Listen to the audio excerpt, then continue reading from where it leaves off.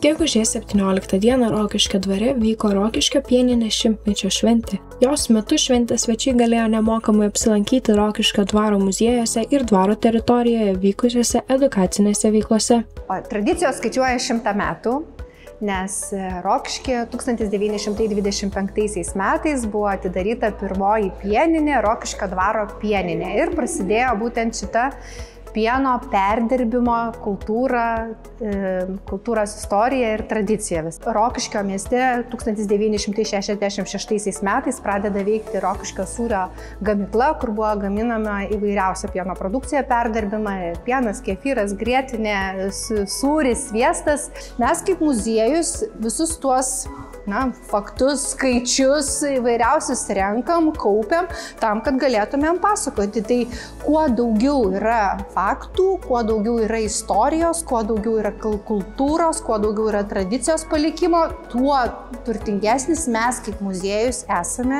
Šventės akcentu tapo dvaro aikštėje vykęs šventinis koncertas, prieš kurį buvo siekiamas naujas Lietuvos rekordas. Vienoje vietoje buvo stengiamasi surinkti didžiausią kiekį žmonių, kurie 2 minutės degustuotų pieną. Masiškiausia pieno degustacija Lietuvoje, tokio rekordo dar nebuvo, tai yra pirmasis toks rekordas, kai daug žmonių vienoje vietoje ragavo, degustavo pieną. Tai tiesiog tai yra tokio rekordo nebuvo, tai yra preliminariai, tai yra rezultatas ne mažiau negu 3100 žmonių degustavo, bet tikslesnis duomenys mes žinosime dar po to, bus patikslinti ir gali būti, kad tai bus didesnis skaičius. Bet tiksliai pasakyti ten, ar čia bus 50 žmonių, ar 35 dabar labai sunku, nes matot žmonių labai daug, tai tiesiog kiekvieną suskaičiuoti, kuris degustavo, iš karto labai sudėtinga. Preliminariais duomenimis rekordo siekime dalyvavo apie 3100 žmonių. Žinoma, skaičius dar bus tikslinamas ir norintis pagerinti šį rekordą turės viršyti ne tik degustatorių kiekį, bet ir atitikti kitus reikalavimus nustatytus Lietuvos rekordų akademijos.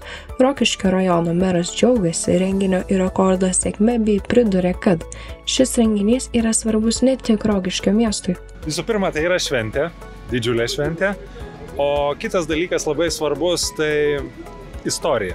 Mūsų istorija, pieno kelias, kuris išsivystė į labai gražią sinergiją ir gražią bendrystę tarp verslo, savivaldos, kultūros, Rokiškio muziejaus. Tai tas mūsų bendras kelias, kurį einame dabar, nuo kurio pradžia buvo prieš 100 metų, duoda labai gražių rezultatų mūsų visam miestui, mūsų visam kraštui.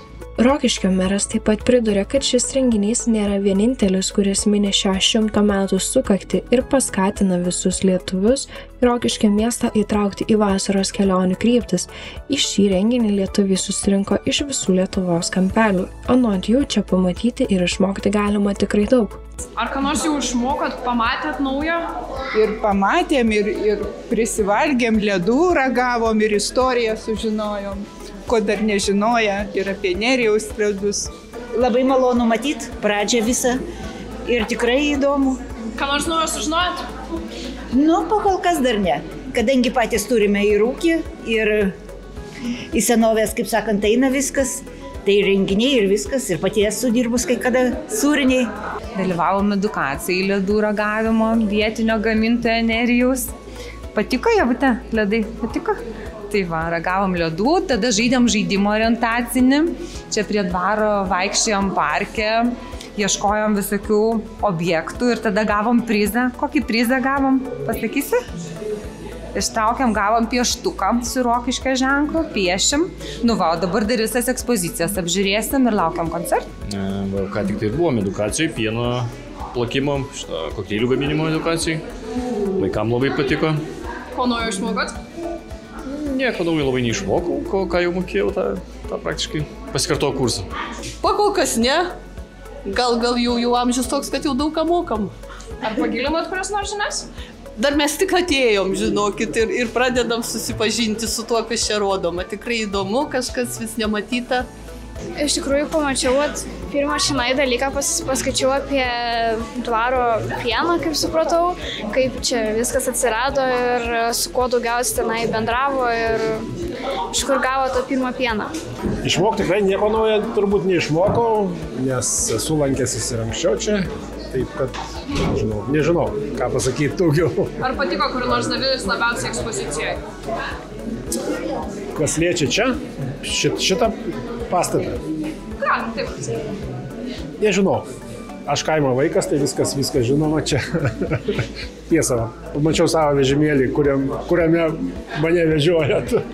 Renginio svečiai džiaugiasi galėdami pamatyti akimirkas, kuriomis dalinamasi muziejuje, nes tai yra momentai liudijantis Rokiškėje gaminamos produkcijos plėtrą pasaulio rinkoje.